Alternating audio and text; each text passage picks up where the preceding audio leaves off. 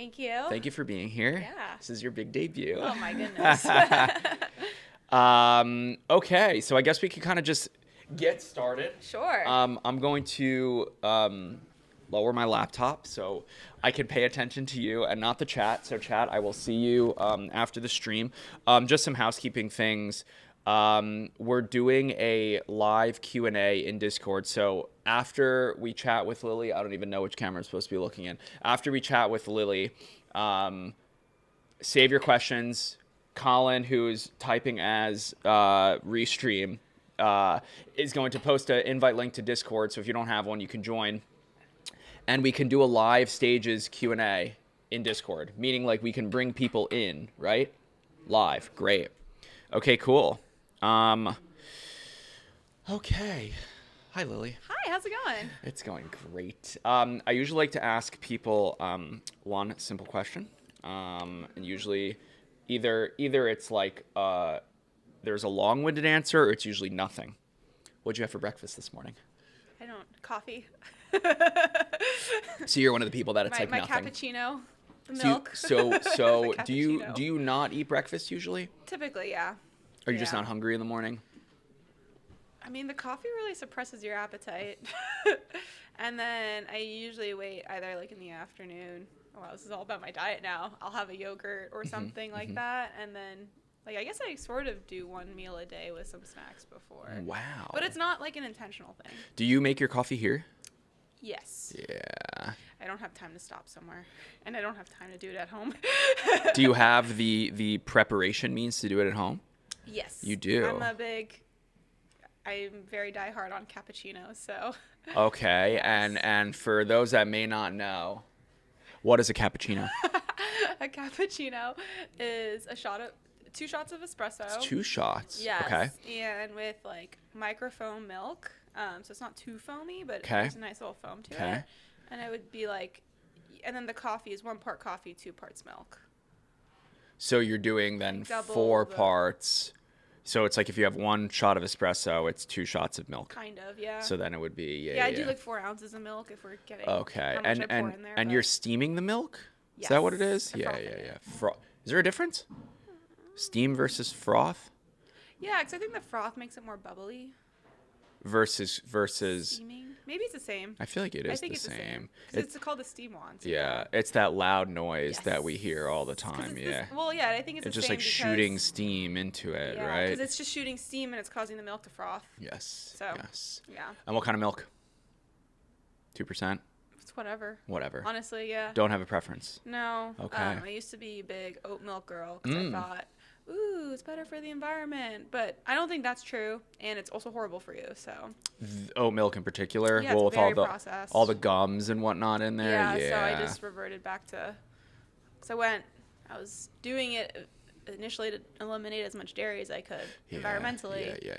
And then, so I went to almond milk, and then I read, oh man, almond milk is bad also for the Yeah, environment. apparently it's like a very, very cost heavy. Because almonds require a lot of water. Yeah, so then if you're just going to take the milk of the almonds, that's a ton of almonds to get that little bit of milk versus just eat raw almonds. Yeah. And then I went to oat milk, and then I read all these things that oat milk is bad for you. So now I'm back to just regular milk, and I'll do whole, 2%, 1%, whatever's in the fridge. And this is a daily thing for you, coffee every day, no matter what. For the most part, not every day. Not So every day. I don't want to be addicted to it. Because the days I don't have coffee and have that headache, that's not. Oh, you get the caffeine headaches. I don't want that. Right, So right. I try Okay. to like balance it. I see. But more and more so, it's been every day. I see. Yes. Yeah, you can adjust that like There we that. go. Oh, whoa. Yeah, there you go. All right, Yeah. okay. You want to have like a direct line of A direct line into communication the to communication. microphone. Okay. Exactly. Yeah. Yeah, for me, not that you asked, but I was about to ask, what did you have for breakfast? It's the same as you. I am a coffee every day kind of person. I make it here. I had Eileen get me chocolate sauce. So I do a mocha every single morning. Yeah, that's a nice bonus. It's Colin calls it adult hot chocolate. So I usually pull 1 shot. Today I did 2 of espresso. So what I do is I pour the chocolate sauce in the mug, then I pull the shot of espresso or 2 shots of espresso and then mix that concoction first. Then I take my steamed. Usually it's oat, but I prefer almond because of the taste.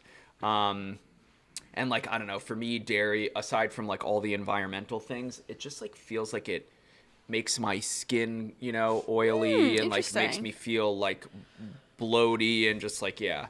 And so, yeah, every single day when I get to the office, put my stuff down, make your mocha, immediately go to the espresso machine. Yeah. Wow. It's a fun little communal sort of gathering area, you know, and it depends on which building you're in, right? Exactly right. Yeah. It's like it's our own modern, water cooler talk. So that's why we have a Slack channel called Kitchen Sink.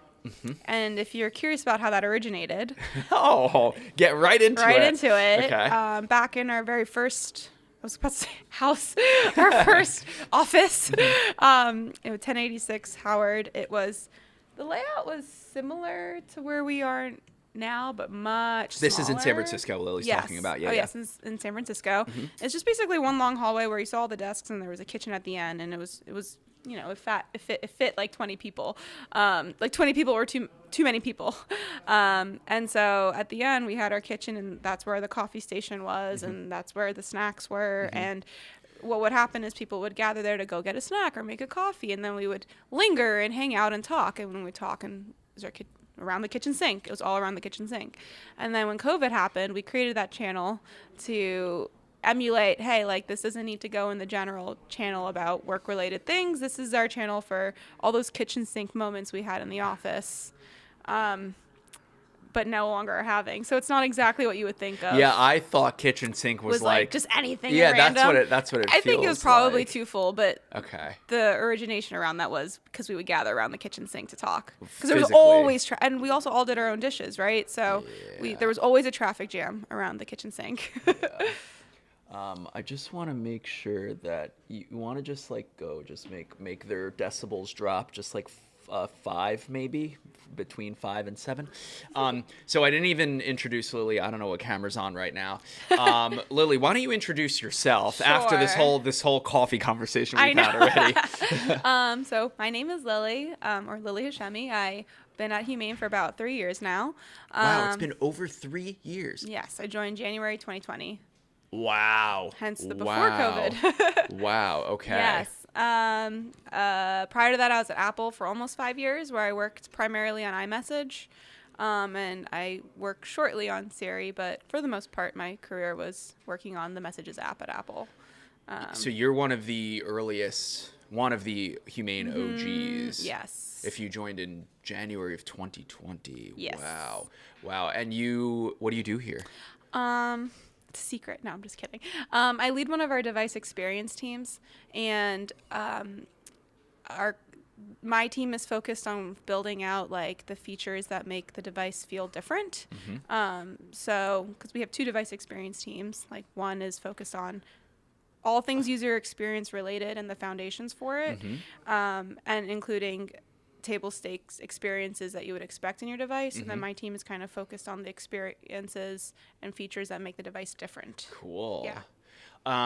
So I like to do a sort of rewind the clock with the guests. I've now gotten Patrick's, story, Andy's story, Brian Huppy, Jose, I don't think I've actually done like the proper, well, I guess I had Bethany on that one time.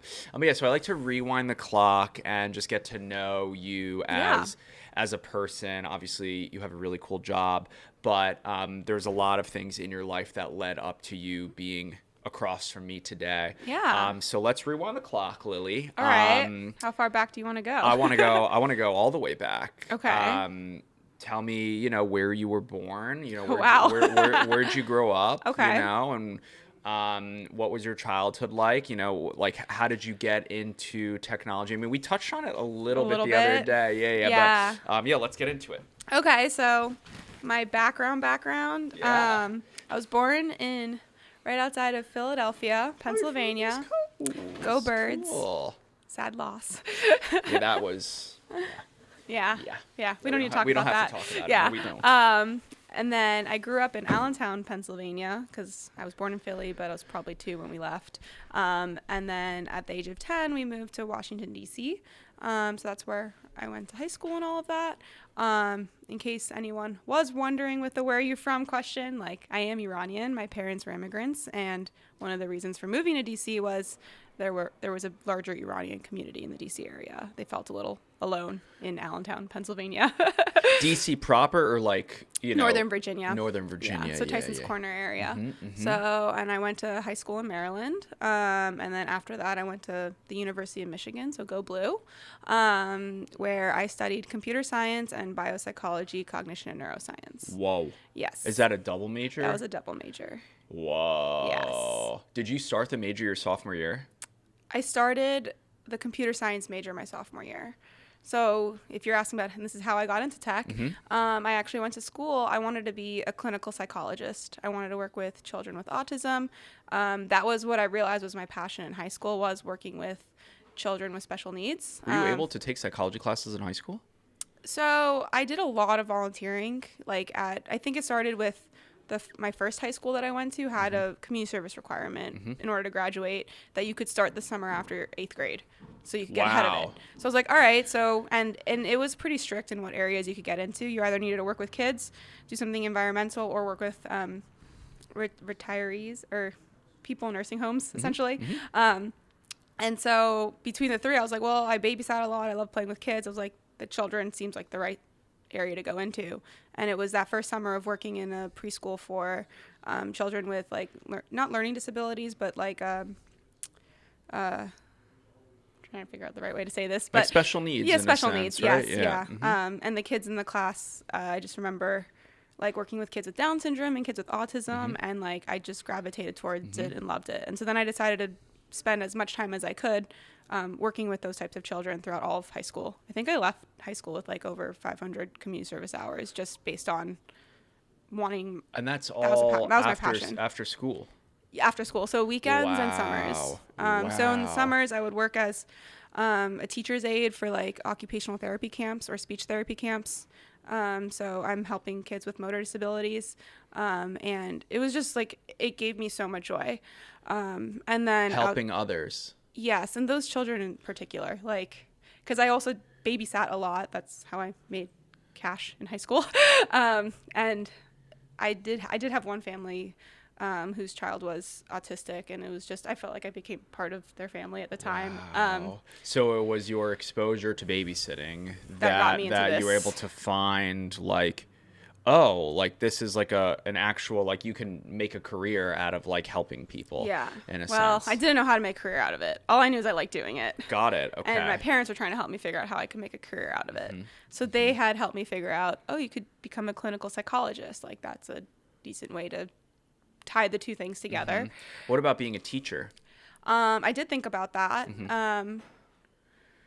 I think what I really enjoyed was the therapy aspect of it when I was helping out in the therapy camps. Yeah. And just talk therapy? No, or it's speech therapy. Speech therapy or occupational therapy. I really enjoyed those processes.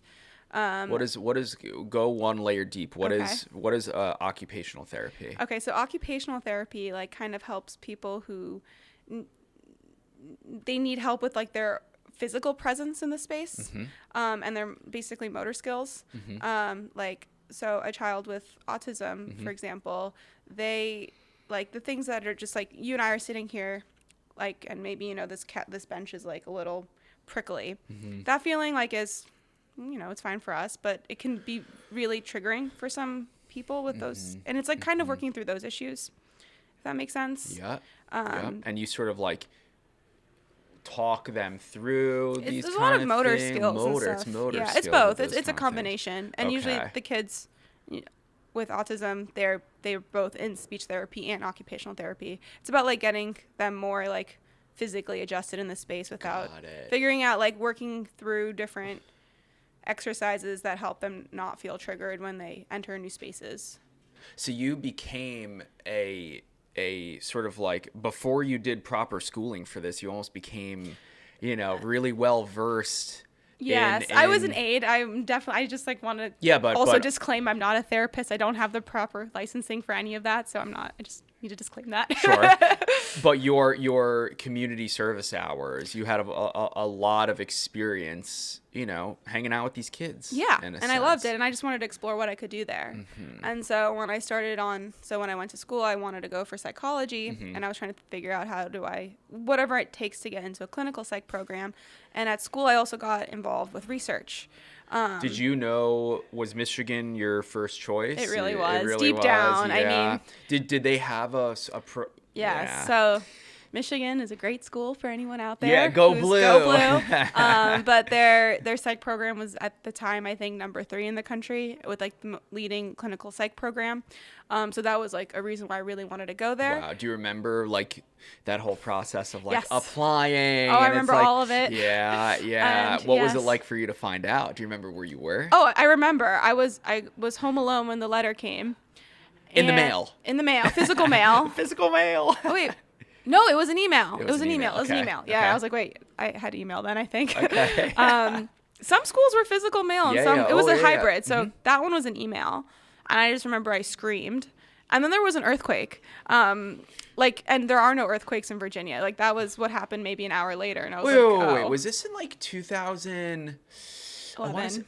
What? 2011. Yeah. It was a very minor earthquake. Like, Yes. I think maybe a plate broke, but it was just a very weird phenomenon because I didn't grow Yes. up in California.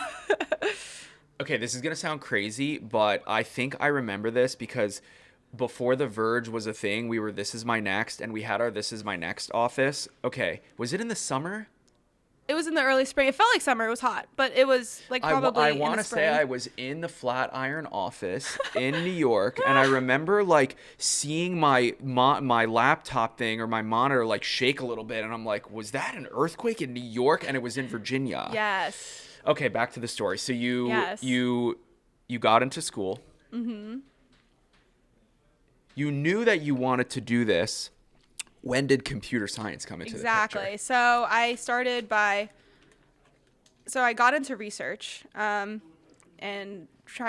my dream was to work with like the head of the clinical psychology program At the school. at the school to do research because as Now, undergrads, what does that mean doing? Sorry to cut you off. Oh, yeah. What does that mean doing research though? Yes. So as an undergrad, you can help out in research labs, and you're basically doing whatever random like with PhD students. So masters and PhD candidates are usually doing research, and that's how they get their doctorate. And they work with professors at the school across all the departments. Okay. And then they look for undergrads for just like help with, it could literally be like running the trial. Like you're sitting there and, you know. But when you say research, in my head, I'm like, you're not Googling things, right? No. It's like you're about like it's trials and evaluations. with people. Or whatever it is. Okay. I got in with people. Okay. And so I ended up in a lab that, and I got into this thinking this will help me get into the grad programs.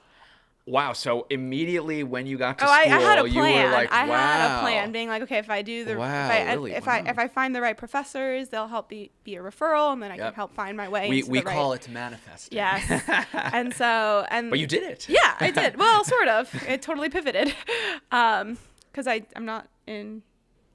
Well, that field. you majored in it, right? You finished the major. Yes, and in the summers, I would also help I volunteered at the Children's Autism Center in DC, and so that's where I got more exposure. I got exposure to working with the societies, the PhDs, the MDs about all the different ways to help people, and they really helped mentor me into like what I need to do at school. So that's how I figured that out. So you were full steam ahead with this. Yes, that was my summers, and then in the mornings I was working in the camps, and I got paid that time, so that was awesome. Wow. And so they basically told me like minor in stats, and I'm like, okay, like that'll help because you want data statistics. So it helped set me up for Stats, wow. some of the classes I needed for CS, and then it was okay. That's where this is going. Okay. They're like Slowly stats will help you like because we're analyzing a bunch of data all the time when you're researching, right? Yeah. That will help you. And then it also helped me focus on like the neuroscience biopsych path that was more interesting to me than just general psychology. Because I was also very curious about just, psychology, sort of the study of like explaining how we function as humans. Yes, and biopsychology breaks it down to like what's happening in your brain that causes those interactions. And that was a part that was also really interesting to me. So I started taking a bunch of those classes. So with the stats thing, I started taking math classes that I wouldn't have otherwise. For a minor, though. For a minor. Okay. And this is how far into school? Junior year? No, this is fall of sophomore year. Okay, going into sophomore year. So you're just starting sophomore. Okay. And fall of sophomore year, I also decided to randomly take a programming class. And this is a total coincidence why I took this. Here we go. It had nothing to do with that other track. It was the second semester of my freshman year. I was at dinner. My mom came to visit. She was a chemical engineer, so she had the engineering background, and we had a family friend who was 2 or 3 years older. And we took her out to dinner, and the two of them just started geeking, because she was a CS major, and the two of them started geeking out about programming. And I never even really understood what that was until like that dinner, and watching them talk about it just made me like curious. So I randomly signed up for a programming class for non-engineers, just for the hell of it. Okay, like a really soft introduction. Extremely soft. Programming class for non-engineers. What does that look like? If statements and then statements. We don't offer that class anymore. Okay. So they're just telling everyone to take the regular one for engineers. Okay, like CS 101? Basically, okay. Our version of it. Or maybe actually they offer that one. The follow-up class is the one they discontinued. And that class changed my life in many ways. One, I made some really good friends out of it. Two of those girls are two of my best friends now. Wow. And one of them became my roommate in San Francisco when I moved out here. And basically I realized this is fun. And I was figuring out, how do I take another one of these classes? And I was exploring the one that the friends I made in that first class were taking, because they were all informatics majors. And so their requirements were softer. They just needed this intro class and a follow-up that's also for non-engineers. And then they were done with their programming requirement.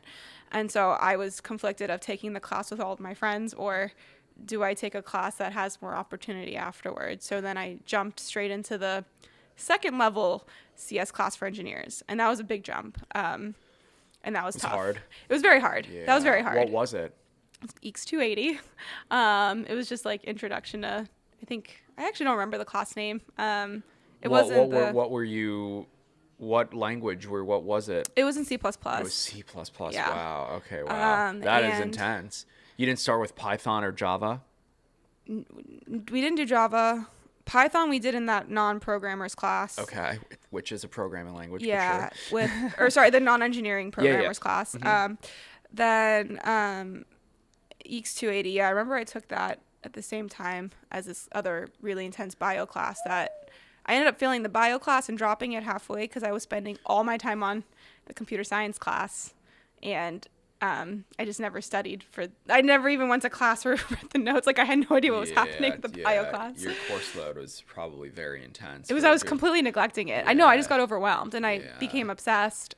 Was there a shift at some point of like your accepting that like, oh, I'm on this new path now? I remember it. It was the beginning of, I was going back and forth between, do I take the non-engineering class or the engineering class? And I signed up originally for both. I think I was sitting in both classes because there's a 3-week ad drop period. I was going to pick one, but I didn't know. Yeah. And me back. I was like, but I was terrified of taking the engineering one. Well, it's because you weren't an engineer yet. I wasn't an engineer. I also skipped the intro to engineering one, right? Like I took I skipped that part of the training, and all the kids in the engineering class had also been programming since they were 11. Wow. So I was terrified, but luckily I had a friend from before that did it, so I had 2 friends to do it with. People that you can lean on, right? Yes, who were also in my position. My friend Jack, if you're watching, he was in the IOE track and was debating whether to. He was just interested he was just like me, just interested. And so when did it go from being a stats minor to this? It was probably that second semester, sophomore year. Oof. I've quickly mapped like, okay, if I like this, and it was more, if I like this, where do I want to go with this? Okay. And I was evaluating all the different major, minor options. Yep. And as it was getting more difficult. Yes. Right, the classes. Yes. It wasn't like an easy thing. No, to no, do. I almost Yeah. failed it, I think. It took me halfway through I was failing every project, and my parents kept telling me, like, why are you doing this? You're just ruining your On GPA. top of you doing the other stuff. what was the other major called? Biopsychology, Yep. cognition, and neuroscience. I'm like overwhelmed hearing this. At the same Okay. time, I was taking a calc class. So, like, I remember when it actually pivoted. It was March. Okay. Something clicked in the CS class for me, and I started doing better. Do you remember what clicked? Yes. Okay, let's hear it. Well, I just remember I think at the time it was around, like, we were learning about abstraction in classes, and it was our project 3. And what is abstraction? Oh gosh. It was, I don't know if I can go into all this right now. Okay. Skip it. Because I'm also not great at keeping things short. Okay. Yeah, exactly. So I just remember that project just finally made sense to me. And I was also, like, doing really well in my calc classes. And when I went to college, my parents initially told me to stay away from classes with calculators because they were like, you're bad at math. Like, just stay away from it. You don't fail, you know? And I had to take Calc 1 for stats. And everyone kept telling me how hard it was. And I just remember, like, waiting for it to get hard. And then around halfway through, I'm like, I think I just can do this. Like, I'm not bad at math, and I'm finally understanding the CS stuff. And at that point, I was like, you know what? I want to commit and, like, continue forward. So that's when I rejiggered my entire curriculum to figure out how could I double major and still graduate in 4 years. And at the time I was thinking, this will just be a good skill to have. Like, it'll apply to the clinical psych stuff. I'm still going to go to grad school. I'm not going to totally derail, but I'm really enjoying this, and I should just lean into this. And that summer was the first summer I decided to not do a researchy type role. And I was like, let's try just getting a tech internship, somewhere. So fully pivoted at this point. It was point. more like I had only known research in that whole world since I was in 8th grade, essentially. And it was like, this is my last summer to try something different. And worst case scenario, I improve my tech skills, and then I go back to it senior year. So now, like, your brain was open to, like, you were receptive now to this idea of, maybe I won't go get a, clinical psychology job. Like, almost like fully immersed in this. I'm doing clinical psych. Okay. I'm just like, okay, let me just try something different this summer to improve my skills. Okay. Technically. Okay. Like, whatever it is, I'm just going to learn. And I was not expecting at all to pivot. And so I applied for some internships, and somehow I ended up at Apple working on the iMessage team, which was sort of a dream come true because my favorite thing in the world is, like, back when I was in middle school was iChat, right? Like, to join the iChat, was the iChat team was like, wow, this is like the best product for me to learn anything on. For those that don't know or remember, can you remind the viewers what iChat is? So this predates FaceTime. It was on your MacBook. iChat was what made me want a Mac. It was just AIM was also AIM. If anyone remembers AOL Instant Messenger, it was instant messaging. Basically, what is texting today evolved from that. In a sense. Like, what is Discord? What is Slack? What is any of those things? All of that. It's AIM. Yep. You get and online. I'm glad that you say AIM. Yeah. It's AIM. It's AIM. I would say both. AIM. AIM. Yep. iChat.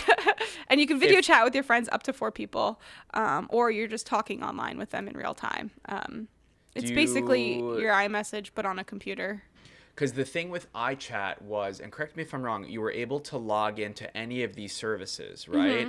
Like, you could sign in with your AIM screen name and, like, use AIM on iChat, right? Yes, yeah. And then if your friends or MSN or whatever, yeah. Sure, but if your friends also had Macs and logged in for AIM, then you could do the video chat with all the features, like all the effects. So this, you said, is predates FaceTime. Yes, this was like 08, 09? Yeah, I was in middle school. Wow. 7th grade, I remember. Like, you could do photo booth, but on a video chat with your friends. Like, that was the appeal. So it was, like, awesome that this is where I was going to go learn how to be a software engineer. Do you remember your first AIM screen name? I don't want to share. You don't want to share? Too embarrassed? I can share. I'll go first. You don't have to share. No pressure. Wait, what was my actual first one? I remember. No, mine wasn't that vividly. bad, but I remember it. It was Okay. like Dolphin Angel 264 or something. Okay, mine was. I think I was literally. I think 10 or 11 when I made it. It was Sam skate bike. Was mine. Very fitting in what my modern day looks like. I'm looking at Colin over there. Yes. Yeah, so funny to look back at you have an opportunity to make whatever screen name you want. And nowadays there's this faction of people love anonymity and using an alias for things, right? But then there's really owning your own personal identity on the internet. Actually, my very first screen name was technically just Lilynaz. My parents, when we were little, created both AOL accounts for my brother and I, and they just made it up because they were like, these are gonna go fast. So wow. Wait, you have your first name? It was just my first name. Wow. But I quickly was like, this isn't cool, and changed it to Dolphin Angel. And that's how I will refer to you. Dolphin Angel? No, please don't. Okay, so back to school. Yeah. This was because a lot of students now, it's like, do I go get an internship somewhere? When would you say it's for if you were to give advice, oh yeah, when should someone and it doesn't have to be a CS major, it could be whatever. Anything. Honestly, as soon as you can. I started as soon as you can, because those summers are your opportunity to explore different things. Not catch up on sleep. I started in the research labs in the summers after freshman and sophomore year, and you would move back home. Yeah, I would live at home summer of freshman year, yes, and that's where I did the research and the therapy. Okay. Summer of sophomore year, because I was picking up CS, I stayed an extra spring term to do more classes. Wow. And then went home for a shorter period of time. Okay. And then by junior year, I went to California. So you had the Apple internship your junior year. Mm-hmm. You did a summer internship at Apple in between Junior you and finishing senior. school. And so wow, after good that, for you. I came back and I was like, I had the best summer ever. Yeah. And now I was conflicted because I was doing a 5-year program at Michigan. And I had already, and by senior year, I wrote half of my thesis, and the research lab I was working in. But your sophomore, psychology thesis. Yes, for a 5th year, and you get your master's at Michigan. You could do that. And then CS is just like, hey, I'm over here. It kind of was, yeah. Pay attention to me. And in your brain, you're like, I want both. Yes, Yeah. and when I came back, I just remember thinking they gave me the return offer, and I thought they're not going to wait 2 years, and so I was like, I'll go learn, and then maybe I'll go back to school, which is also a common mistake. You're not going to go back to school. Yeah, I was gonna ask, what was the feeling? You're back. My gut was just like, this is what you should do right now, and so this is where I used to, like I said, I came into school with a really intense plan of. You had it all mapped out, huh? And then after that, I'm like... And then one dinner changed the course of your life. Kind of did, yeah. And also having a role model in that. Yes. Yep. Because what I haven't shared on camera is what it was like to be the only, one of the only females in the room, right? And that was also... In school? No, in the CS classes, specifically. Yeah. It was extremely intimidating. Yep. And especially when I had no idea what I was doing. When you say one of the only females, Lily, can you, is it a class of 30 and there's 2 of you? Is it a class of 200? I walked into a 300-person lecture, 1 of 7. And I was like, wow. And the professors probably all dudes, right? Oh, yeah. Yeah. I'm wondering if I had any. I don't remember if I Yeah. had. Yeah, I don't think I did, actually. Yeah. Yeah, you gotta play some mental gymnastics to, Yeah, and also, some people, I was also in a sorority. I also had that vibe going at the time, too, which also didn't fit in with the engineering You thing. stuck with the sorority the whole way through? Yeah. Wow. It was fun. So you, triple majored in a I sense. mean, no. Yeah, I just especially the first few classes when I was originally switching. I had my friend Jack, who was honestly a saving grace, but but outside of that, when you would work with classmates and stuff, part of it was I didn't know what I was doing, and I was learning, and I was very aware of that. So the imposter syndrome was super real, and then people just thought I didn't know what I was doing, They weren't always the nicest about it, right? I would propose solutions and someone would just be like, no, there's no way that's right. And a few seconds later, someone else proposes my solution and with different words. And I'm like, isn't that what I just said? Like, how is that wrong? Or if I would ask questions about things, they'd be like, you don't know what you're talking about. But like, maybe I was onto something, like, and people were shutting that down. There was a lot of that until I got the Apple offer. Then once I worked at Apple, now all of a sudden that changed. And I'm like, okay. So that was a persistent theme. Yes. In all the CS classes. Like all of junior year, yes. And second half of sophomore year, yes. And then once I came back senior year. How many, do you remember, this might be a hard question to answer, but do you remember how many classes you had to take to major in CS? Is it like 8 classes? I don't remember. I'll be honest. Yeah. I was taking 2 a semester minimum. Yep.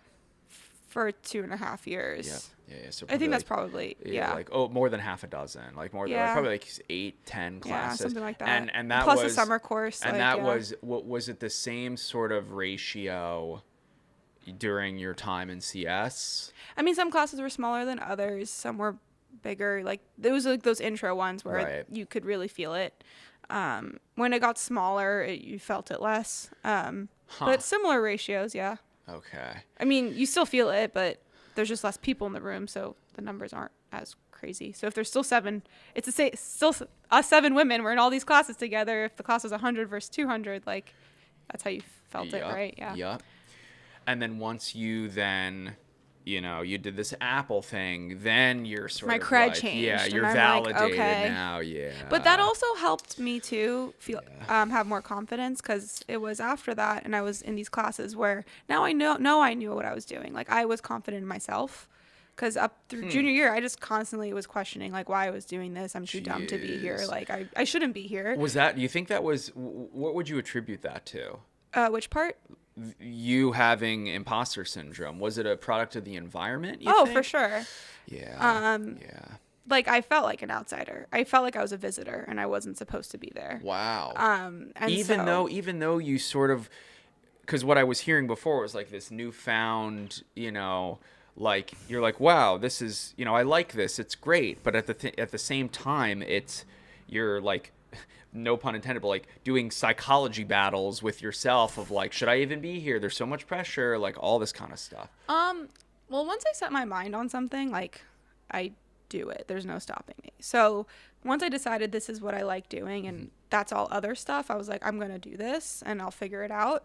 And I also don't want to paint the picture where it was this horrible thing where I was an outsider. Like, it wasn't just Jack. There were other great friends I made along the way, and there were a lot of really good moments. I just also did feel the other stuff, and I do want to disclaim that, where people were super nice and helped me and all of that, but I did feel a lot more of the negative stuff than I think my peers did. Like, Jack and I went through this together, and I have a feeling that's probably how that was. Yeah. He and I still had different experiences. How did you get the Apple internship? Was it something through the school? No, I was too scared to go to any of the big companies when they were recruiting at the school. So there were like career fairs. Oh yeah, and I that went to sort of all thing? those. But focused on the career fairs when they come. It's any of the majors, right? Or there was the engineering career fairs. So we had those on North Campus, and I think software was big topic then, so there was still a big topic. Yeah. So a lot of those companies, Not going like anywhere. basically all of those companies had both hardware and software. Well, Sure. The companies had hardware. And it was like hardware. all of the big companies come to campus, all the big, right? all the small, and all the medium. Like, there's just so many companies there, and it's really big and really overwhelming. Like, you can't stop at every booth as a student. Wow. It was massive. And it was at this point still, you're this is junior year, right? So full sending on CS. I was like, I'm gonna try it this summer. Like, how am I supposed to know what I like or don't like until I try things? And this is my last time to experiment before I commit, right? So I was like, I'll just try it. If anything, my tech skills will get better, and I'll go back to like, it's just a different experience. But I definitely didn't go near any of the big ones. Those lines were always crazy, and I was like, I'm not smart enough. I'm just learning. The big ones, the big right? scary ones, yeah. So actually, how I ended up at Apple was sort of by chance. Like the dinner. Yeah, it kind of was. My uncle's friend was in town in DC over spring break, and I went to go meet him, and he was like, oh, like, send me your resume. I'll send it to a few places. He did, and someone from Apple was interested. I actually didn't get that job, just FYI, but it gave me the confidence to actually go to apple.com/jobs and apply. So I just got it through that. So that's how that worked out. And it was a summer internship. So there was a start and an end date. Yes. Do you remember what you were thinking going into it in terms of, you know, like, you don't know what's on the other side of this. Like, is this going to turn into a job? Is this just going to be like a fun one-off thing? What was your... Because you usually have a plan, Lily. Oh, no, I think at this point I threw all my plans out the door. I was like, let's just see what happens. Okay, because, so you YOLO'd. Yeah, it was more like, Okay. this was, getting into... Even double majoring in CS was not part of the plan. So, and that was really fun, and I was liking it. So I was like, let's just see what happens. Hopefully I learn a lot.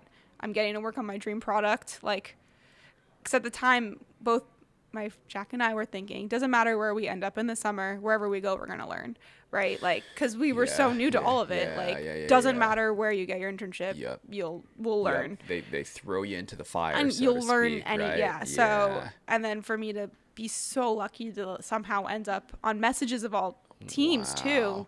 Was that what you applied for? No. Or it was just like a general It was the recruiters software? then reached, software intern, and then recruiters reached out, and I interviewed with a few different teams, and messages happened to be interested. And I was like, whoa. It was luck to me at the time. So iOS in particular? Or was it the iChat? messages? It was just called Messages Team. And it had all like Mac, and I guess at the time only iOS. Wow. This was the summer before the watch was announced, so. Okay, so summer of 2014, right?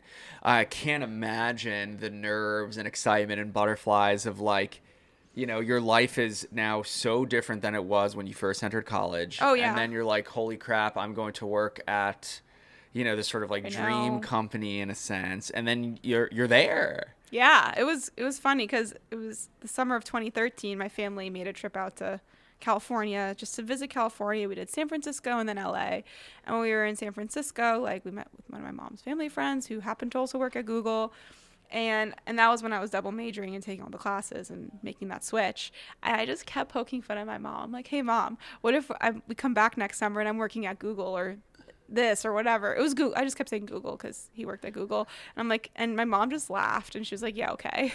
And then the next summer she came with me to move me out, and she was like, I can't believe we're here. And I'm like, remember when I was joking about maybe working at Google? She's like, I didn't think you could. Wow.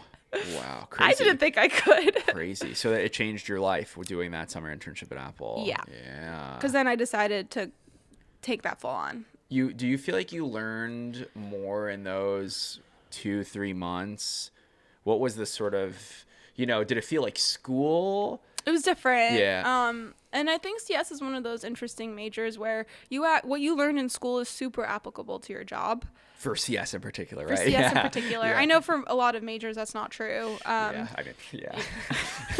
But for CS, it's like, all those concepts were things I needed to know, and the projects I built in school were sort of simulations of what I would be doing. You need the foundations to understand some of that. And then at the job, you're building on those foundations. Wow. And you're also learning about what it's like to ship product and all the other things that they don't teach you in school, but the things that they do teach you in school, like, they're totally there.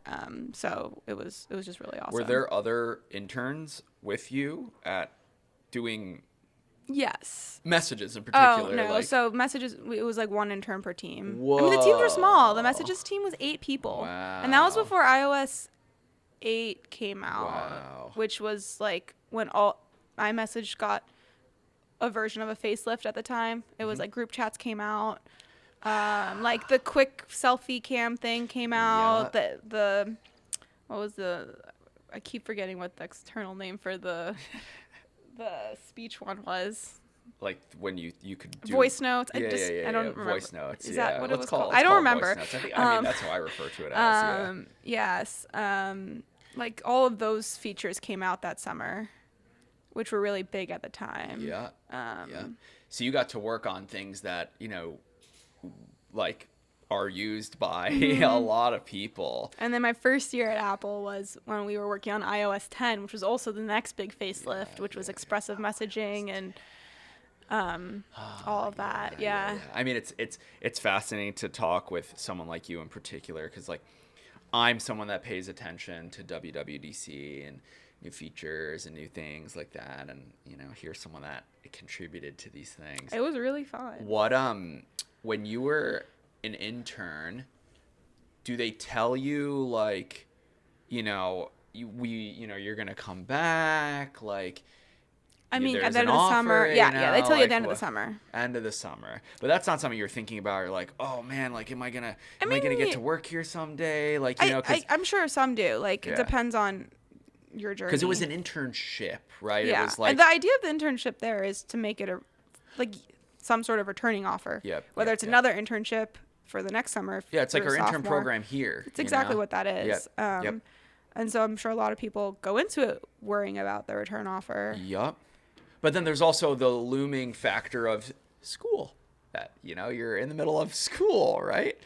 I mean, it's in the summer. You're not taking classes. Like you're No. there I mean that full-time. like at the end of this, right? It's like, oh, I gotta go back to school now. Oh no, I didn't feel that way. You didn't feel that. I loved school. I had a great time. Okay. I loved all my friends. Like, I was. You didn't want to drop out and go straight to work. No, definitely not. Okay. Michigan was awesome. Like, I'm serious. Like, there was nothing. Like, and also at that point, it's like one more year of school. 1 year in the long scheme of your career isn't going to make a difference, but in terms of getting your So degree, you were not in a rush to go and do full-time No, my career. debate was, do I do my master's program or not, right? Which was another 2 the years. fifth year thing. Yeah. So what Yeah. ended up happening? Well, I just graduated in 4 years, and I didn't do Meaning the master's. You didn't do the master's. Yes, because that was where I wouldn't get a return offer for 2 years from now. So I was thinking this seems like the better opportunity right now. So when you came back to Michigan Mm-hmm. to do your senior year, to finish the double major in CS and the psychology, Mm-hmm. you knew that Apple was on the horizon? Yeah. Oh, that's going to be a great feeling. It was. Great feeling. We're like, I mean, I just, I remember so many of my friends, it's like, oh, I don't know if this place is going to accept me back. Like, I Yeah. don't know, this kind of thing. But I had yeah. yeah. But You I had also a worked path. really hard to get there. Like, the Definitely. minute it took for me to click, all my friends were on spring break. I was at my parents' house working on my EECS homework. Like, that was, yeah. And I worked a lot leading up to it to make that happen. So you joined Apple full-time in 2015. 2015. The fall of 2015. Wow, that's right around the time that I left The Verge and went to Mashable. Yeah, it was like August, September of 2015. That's exactly when I joined. Yeah. And you were at Apple for how long?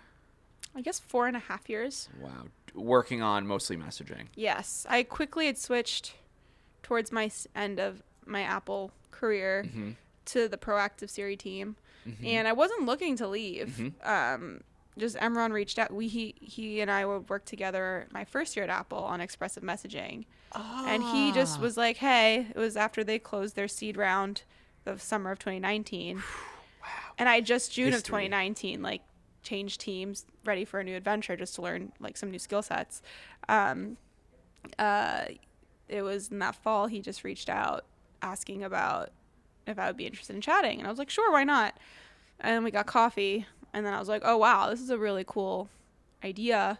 And then I came and met with the team, and when I met with the team, I just was a no-brainer. I was like, I have to do this. And it was a feeling I remember I didn't have. Like, the first time I felt that way was when I got the job at Apple. So it was like those same feelings came back Can at you that time. describe those feelings? It was just like a rush of excitement of like, oh my God, I'm gonna, like, when the way I described, like, I get to work on iChat, like, Yeah. it was that, Yeah. like, working on something that feels like it's gonna transform people's lives. And the reason why I'm here and the reason why the messages team was a good fit is, like, it goes with my psych background of I want to help people. And I do remember at points at Apple feeling, and even sometimes here, feeling like a sellout going into tech. Like, that's something people don't ask me about. But I remember talking to my dad about this, especially because he's also a doctor. He saves people's lives, right? And I look at him and I'm like, Dad, like, my job is, like, I work on software to sell more phones. Like, it's not as... You type things on a laptop. And also and what's the end goal of the typing on the laptop, right? And versus like your day, because he was like, oh, did you have a hard day today? And I'm like, couldn't be as hard as yours, Yeah, right? right. Yeah, exactly. Where he's like operating on 12 people and saves people's lives on a daily basis. And yeah, he probably doesn't do much typing. He actually has to. That's another story. But he basically was like, well, one, everyone has their own way of contributing. Yep. But two, you help people communicate and stay connected, which helps and that is what was driving me, right? And my passion that I had at Apple was around like the features I was the most interested in were the ones that how can we help people communicate better? Not necessarily the features that like were needed for some reason or another, but the ones of how would this change someone's life on a daily basis? And so that was always my motivation. And that's also why I then moved to proactive Siri, because those feature sets were about making your phone easier and faster to use. Like an example feature is that they have is like you're talking to someone and it suggests who it might be based on what you're talking about. Yep. Things that just like make it easier to communicate and get in touch with the person, so you're spending less time on your phone. Yeah. And that was the mission that Emron basically told me was, people are so distracted. How could we, like, let's change how this all works? And I was like, oh my God, that sounds awesome. Like, how do I help people communicate better and stay connected better? And at the time, he was also catching me at a pivot of, do I go back to school or not? Should I go back into therapy? Maybe not. Oh, you were thinking about that. Lightly, like, should I do that?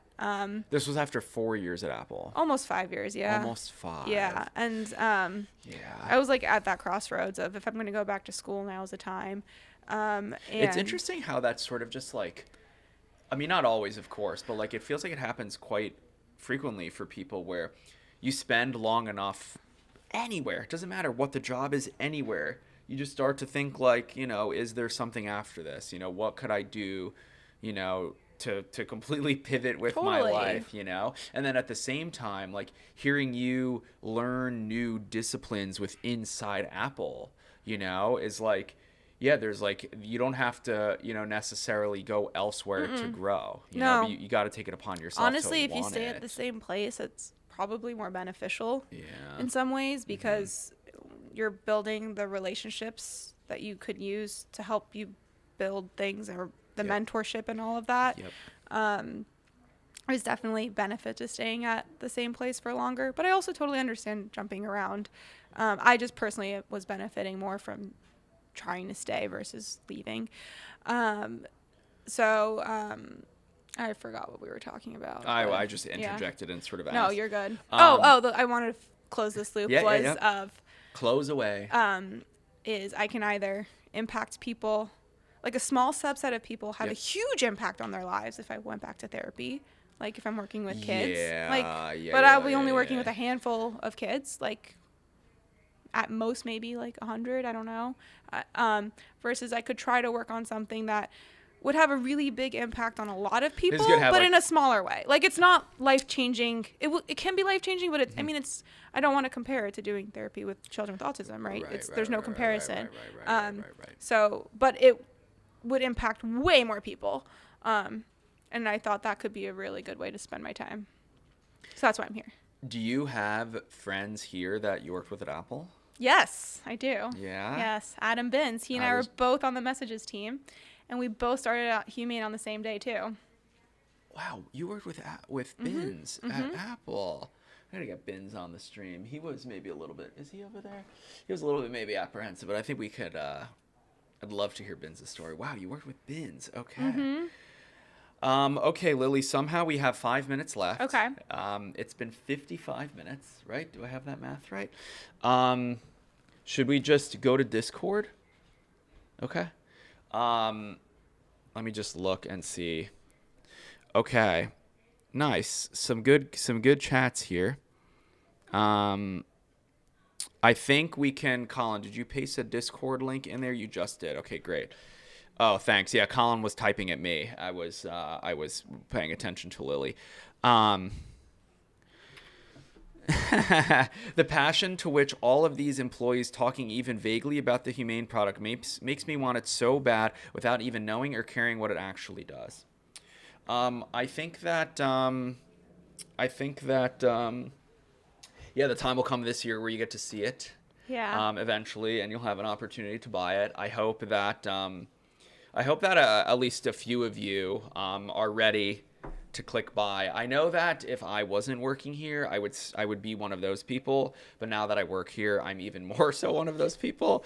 Okay, we're gonna jump over into Discord. Becca says, Lily, thank you for your time. You're great. Thanks, Becca. Thank you for always showing support here. Okay, Q&A in Discord with Lily using Discord Stage's new video feature. So you can do like a live, you know how you did like your question and answer over text? There's like a live interactivity aspect version of it. And we can do it with this setup here. So we don't even have to move. Okay. That's dope. Okay. Thanks for tuning in. We will see you in Discord, B next Wednesday, right? Is the stream. Do I need to mortgage my house to buy the device? Absolutely not. No way. Okay. We'll see you in Discord. Thank you for tuning in. Happy Wednesday. Happy Wednesday. Thanks for hanging, Lily. Yeah, thanks for having me.